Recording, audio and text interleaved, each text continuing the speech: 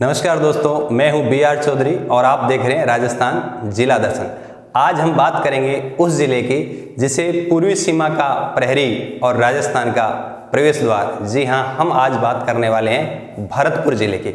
देखो, राजस्थान के मानचित्र में जब हम देखेंगे तो राजस्थान के मानचित्र में इस तरफ पड़ता है भरतपुर, जहां यूपी और हरियाणा दोनों स्टेट की बॉर्डर लगती है ना, तो इस जगह है हमारा भरतपुर।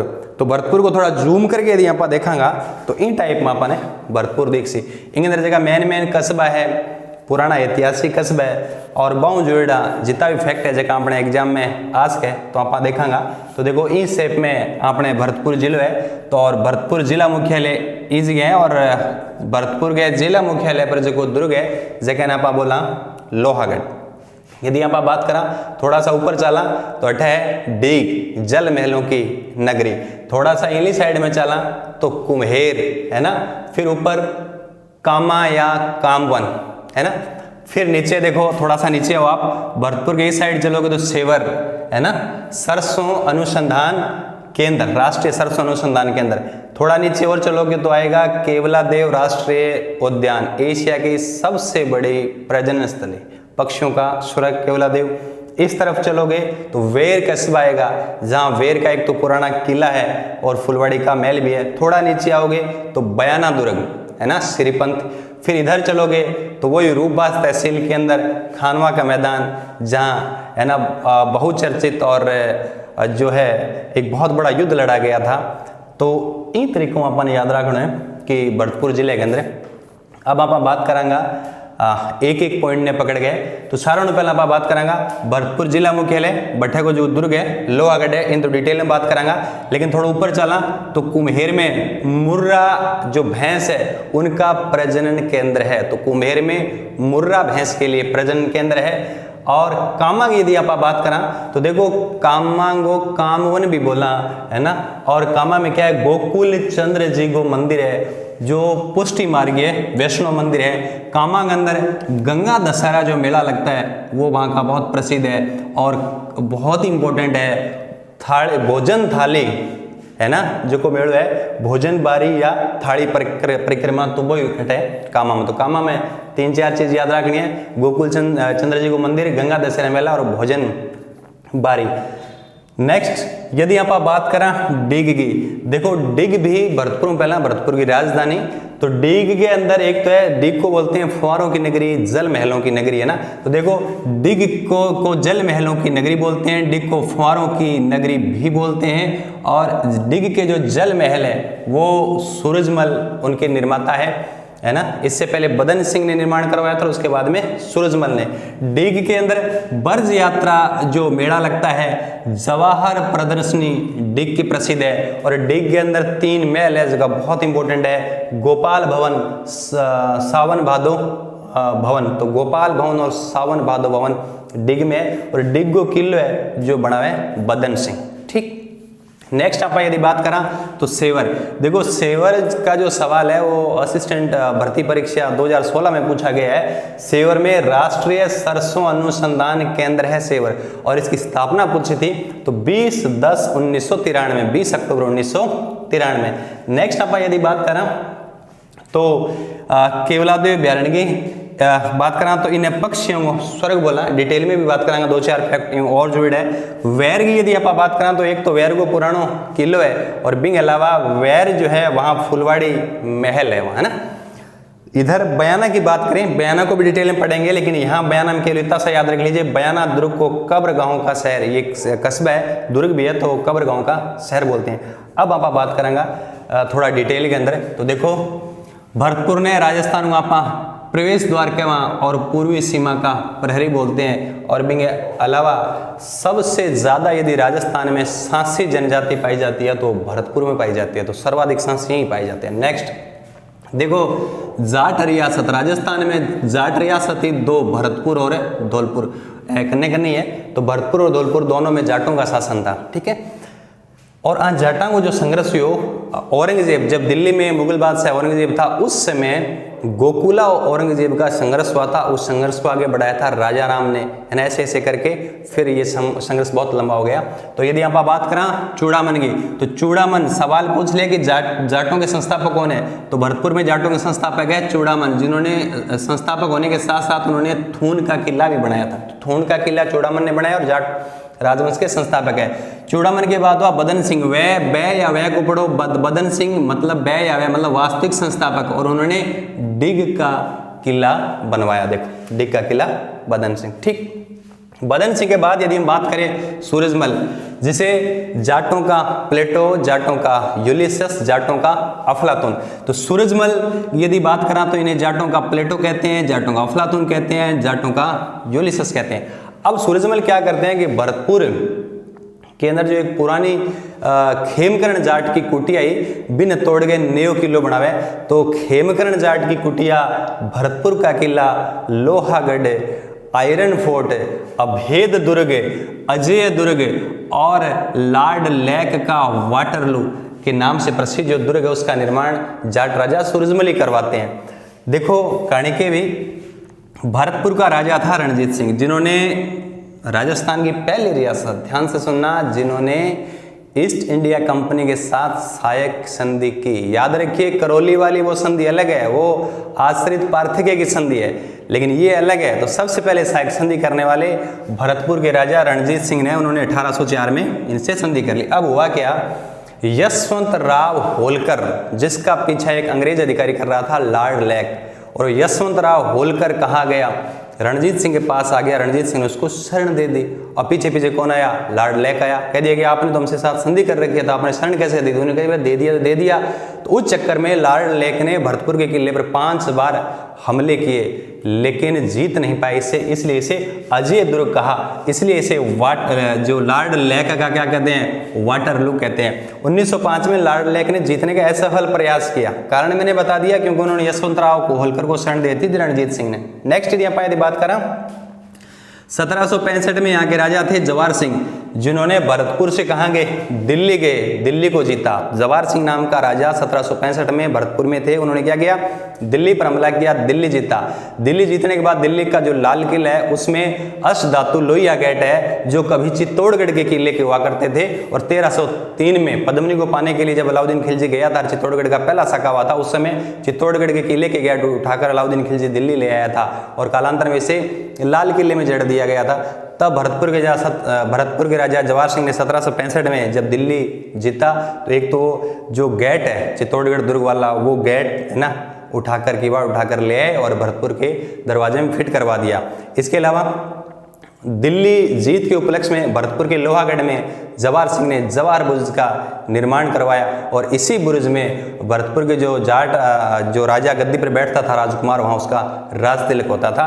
तो जवार सिंह से 2 बात, 65 में क्या किया, जवार सिंह ने दिल्ली जीता, और दिल्ली जीतने के बाद दिल्ली से अष्टधातु का जो किवाड़ है लाल किले में जड़ा था, उसको उठाकर यहाँ भरतपुर के किले में लाकर यहाँ जड़वा दिया। दूसरा, और भरतपुर के किले में जवार बुर्ज का निर्माण करवाया, जहाँ पर इनका राजकुमारों का राज तिलक होता था। अब यदि बात करें आज़ादी के बाद 18 मार्च 1948 को जो मत्स्य संघ बना, उसका उद्घाटन समारोह लोहागढ़ के किले में रखा गया था। याद रखिए, एकीकरण का पहला चरण मत्स्य संघ बना था, उसका उद्घाटन समारोह लोहागढ़ के किले में रखा गया था। इसके अलावा देखो, जाट राजवंश की कुल देवी है राजेश्वरी माता। तो राजेश्वरी माता का मंदिर भरतपुर के दुर्ग के अंदर ही है। और जाटों के कुल देवता तो मैंने पहले ही बताया आपको, लक्ष्मण जाटों के कुल देवता है। यदि बात करें बयाना दुर्ग, बयाना भी बहुत पुराना कस्बा है। बयाना शहर को कब्र गांव का शहर, या यहाँ बयाना दुर्ग है, पुराना नाम है श्रीपंत। तो बयाना के बारे में 2-4 फैक्ट है जगह मत देखना है। देखो, बयाना का पुराना नाम है बाणासुर, श्रीपंत भी कहते हैं। यहाँ जो दुर्ग उसे बादशाह दुर्ग भी कहते हैं, और ये दुर्ग इसको विजयगढ़ या विजय मंदिरगढ़ भी कहते हैं। देखो, एक बात तो बयाना के अंदर एक मीनार है, जखन बोले भीमलाट, और इसे राजस्थान की कुतुब मीनार के नाम से भी हम जानते हैं। तो राजस्थान की कुतुब मीनार भीमलाट जो बयाना दुर्ग में। दूसरा, बयाना दुर्ग में उषा मंदिर और उषा मस्जिद है, याद रह जाएगा। नेक्स्ट यदि आप बात करें उषा मंदिर और उषा मस्जिद के अलावा टेलसर्ट नाम का एक डच यात्री था, वो भारत में आया था। उसने कहा कि बयाना में बहुत ही बढ़िया किस्म की नील होती है, तो बयाना नील की खेती के लिए भी जाना जाता था। इसके अलावा गुप्त काल में सिक्कों का सबसे बड़ा जो ढेर मिला है वो कहाँ मिला है? बयाना में। तो गुप्त काल के स्वर्ण सिक्कों का सबसे बड़ा ढेर बयाना में। ठीक, नेक्स्ट देखो, रामलीला, भरतपुर के अंदर जी की रामलीला है, बहुत ही फेमस है भरतपुर की रामलीला। देखो रामलीला को मेन जो है सेंटर वो तो उत्तर प्रदेश के अंदर काशी में है, तुलसीदास जी ने स्टार्ट किया। राम जी का चरित्र चित्रण है, तो काशी के बाद में विशेष रामलीला जो कि भरतपुर के अंदर है। क्या खास बात है? देखो भरतपुर की जो रामलीला है वो ध्वनि नियम सिद्धांत पर आधारित है। वो 1905 में शुरू हुई कि या तो ऐसी रामलीला कहाँ होती है? काशी में होती है ना, काशी के रामनगर में, या कहाँ होती है? भरतपुर में। उससे जो पद्य का उच्चारण करते हैं पात्र, उससे बोलते हैं कि वातावरण शुद्ध होता है, ऐसा माना जाता है। और उसी रूप में आज भी है ना ये रामलीला होती है। जुरहरा, जुरहरा जगह है, जुरहरा की जो रामलीला है वो जुलूस सवारी के लिए जानी जाती है। जय जुरहरा, जुरहरा जुलूस सवारी के लिए।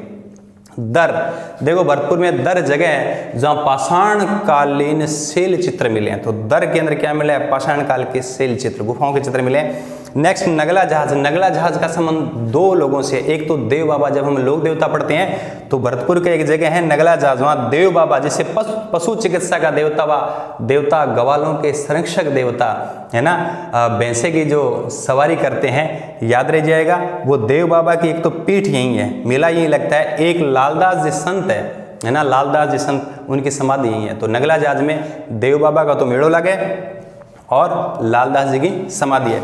नेक्स्ट देखो रासलीला, भाई रासलीला तो होगी ना यूपी, मतलब ब्रज एरिया में पड़ रहा है, यूपी के टच में, मथुरा वृंदावन के टच में, तो ब्रज जो क्षेत्र के टच में, तो रासलीला होगी।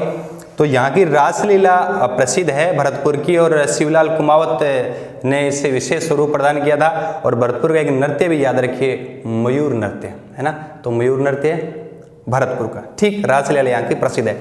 नेक्स्ट आप यदि बात करें तो देखो सिमको वैगन फैक्ट्री प्लांट 1957 में स्थापित किया गया भरतपुर में, Simco wagon factory Bharatpur. Next Keoladeo जो राष्ट्रीय उद्यान है, जिसे पक्षियों का स्वर्ग कहते हैं, है ना, ये क्या एशिया की सबसे बड़ी प्रजनन स्थली है। और सर्दियों में रूस का जो साइबेरिया वाला बेल्ट है, वहां से स्पेद, साइबेरिया, सारस यहाँ आते हैं। तो याद रखिए एशिया की सबसे बड़ी प्रजनन स्थली, पक्षियों का स्वर्ग, और साइबेरिया, सारस यहाँ सर्दियों में आते हैं।